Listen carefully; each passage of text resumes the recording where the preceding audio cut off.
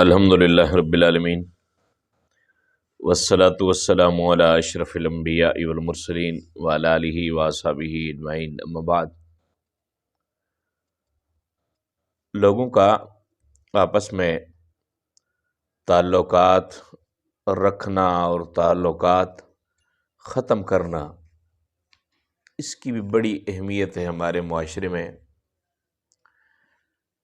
ہم یہاں جہاں رہتے ہیں، اس معاشرے کا یہ طریقہ کار ہے کہ ہمیں رشتہ دار اور دوست وہ اچھا لگتا ہے جو کسی بڑے عہدے کے اوپر ہو، امیر ہو۔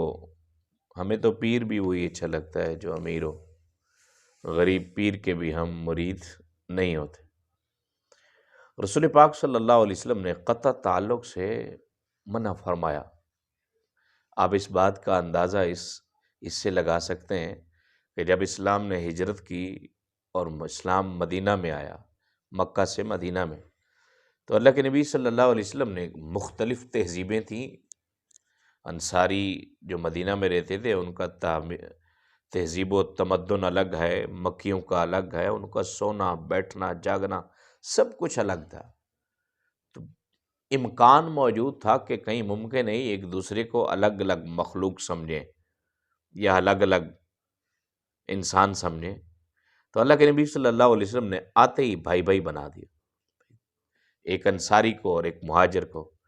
اس کا فائدہ کیا ہوا کہ جتنے انصاری تھے، انہوں نے سگے بھائیوں سے بڑھ کر مکہ کے لوگوں کی خدمت کی۔ جس کے پاس 2 دکانیں تھیں، اس نے ایک دکان اپنے مکی بھائی کو دے دی۔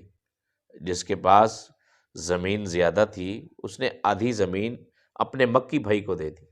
بازار تقسیم کر دیے، وسائل تقسیم کر دی، سب کچھ تقسیم ہوا۔ پھر قبیلہ بنو نذیر جب جلا وطن ہوا مدینہ منورہ سے، تو ان کی بہت ساری زمین واپس آئی، اسلام کو ملی۔ تو اللہ کے نبی صلی اللہ علیہ وسلم نے اعلان کیا کہ بھئی ایسا کرو کہ جن جن انصاریوں نے مہاجرین کو زمین دی تھی وہ واپس لے لیں، اس لیے کہ زمین ہمارے پاس موجود ہے، ہم مہاجرین کو دے دیتے۔ آپ اندازہ لگائیں ان بھائیوں کا، انہوں نے کہا نہ یا رسول اللہ، ہمیں نہیں چاہیے، یہ جو ادھر سے زمین آئی ہے یہ بھی مکیوں کو دے دیں آپ، سوائے 3 انصار صحابہ کرام کے۔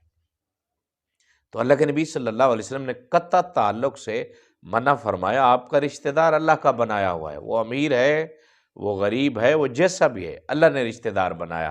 ارشاد فرمایا کہ حضرت انس رضی اللہ تعالیٰ عنہ سے روایت ہے، رسول پاک صلی اللہ علیہ وسلم نے ارشاد فرمایا کہ ایک دوسرے کے ساتھ قطع تعلق نہ کرو، ایک دوسرے کو دیکھ کے منہ مت پھیرو، ایک دوسرے کے ساتھ بغض و عناد نہ رکھو اور حسد نہ کرو، اے بندگان خدا آپس میں بھائی بھائی بن جاؤ۔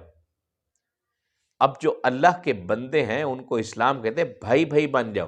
جیسے میرے خدا نخواستہ بھائی کے ساتھ کوئی مسئلہ ہو تو مجھے تو دکھ ہوگا، جو نسبی بھائی ہے میرا، لیکن اسلام یہ کہتا ہے ایک نسبی بھائی ہے آپ کا، ایک اسلامی بھائی ہے، اس کے دکھ کو جب تک اپنا دکھ نہیں سمجھیں گے یہ اخوت اندر نہیں رہے گی، اور اسلام ہمارے اندر اخوت دیکھنا چاہتا ہے۔ اس کے بعد فرمایا کہ کسی مسلمان کے لیے یہ جائز نہیں کہ اپنے مسلمان بھائی سے 3 دن سے زیادہ جھگڑا رکھے۔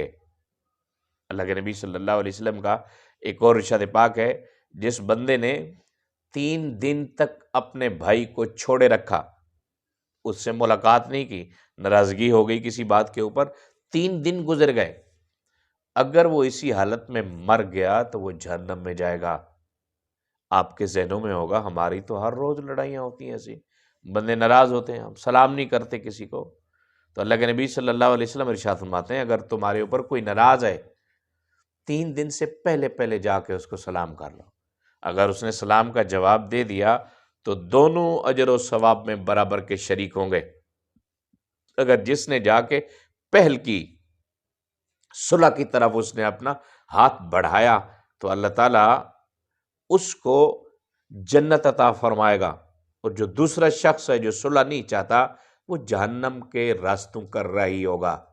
اگر آپ کی کسی سے ناراضگی ہے اور قصور اسی کا ہے، آپ کا قصور بھی نہیں ہے، اس کے باوجود آپ اللہ کی رضا کی خاطر جا کے اس سے معافی مانگتے ہیں، آپ اس کو اپنا بھائی بناتے ہیں، تو یہ اللہ کے نبی صلی اللہ علیہ وسلم کی عادتوں میں سے ایک عادت ہے۔ اور کل جب ہم قیامت کے دن اللہ کے روبرو پیش ہوں گے تو ہمارے بہت سارے عذر، ہماری بہت ساری کوتاہیاں اللہ تعالیٰ اسی نیکی کے سبب معاف فرما دے گا۔ اللہ تعالیٰ ہم سب کو آپس میں بھائی بھائی بن کر رہنے کی توفیق عطا فرمائے۔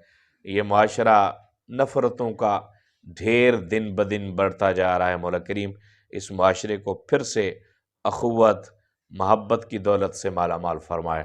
وآخر دعوانا الحمدللہ رب العالمین۔